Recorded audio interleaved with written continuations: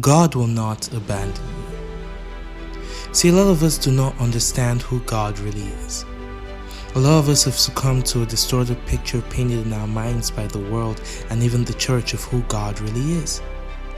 In this day and time, people know more about church than they do about God.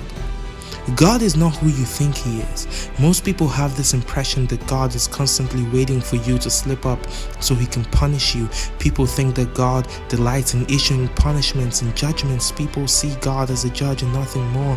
To some of us, God has become our rule book of right and wrong, and so we can only see Him in that light. But God is so much more than that.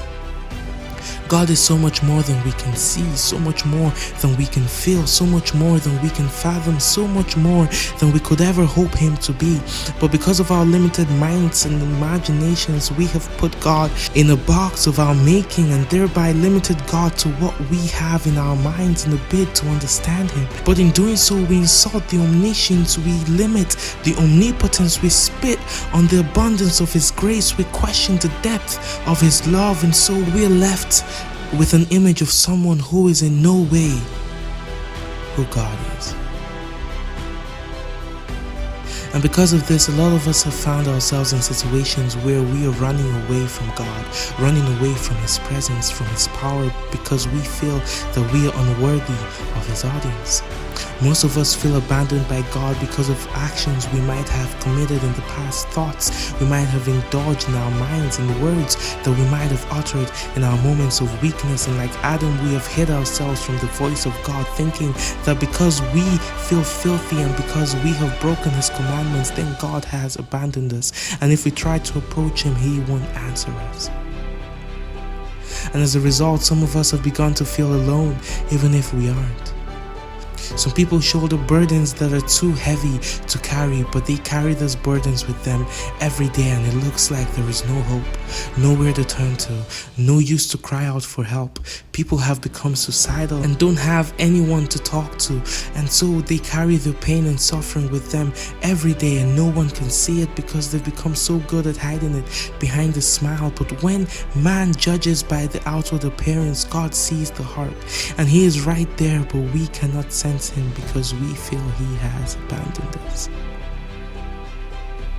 You may feel alone in your household, alone in your marriage, alone in your class, in your workplace, in your situation, and you may think that there is no one who can help you out or comfort you. You may feel like there is no one who really understands the burden you carry, no one who can really feel the pain in your heart, no one who can understand the magnitude of the pressure that your parents, your boss, your spouse, your kids, and even life in general puts on you. And so you've slowly begun to hate waking up. You silently wish everything could just stop and there is no one who can help you. But even in that moment, you need to know that God has not abandoned you.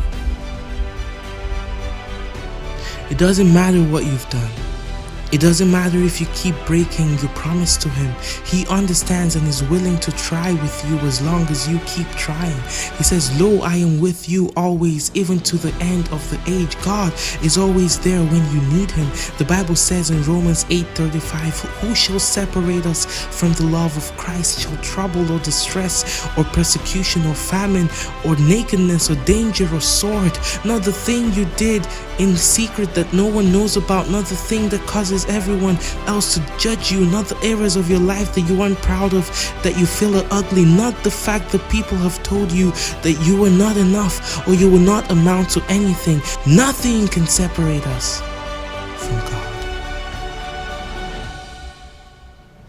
And so in that moment when you feel like there is no one there for you, God is there. You can cast your burdens on Him. Who can better understand you than the person who made you? Who can better answer your questions than the person who ordained you? Who can better comfort you than the one from which all joy flows? God is right there in your despair, in your failure, in your waiting, in your inconsistencies, in your suffering, and in your weakness. God is right where you left Him. And He's calling you back to Him because only He can mend what is broken in your life. God has not abandoned you.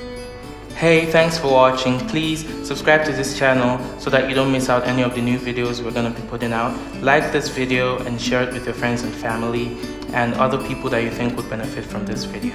Growth Addict, grow your faith.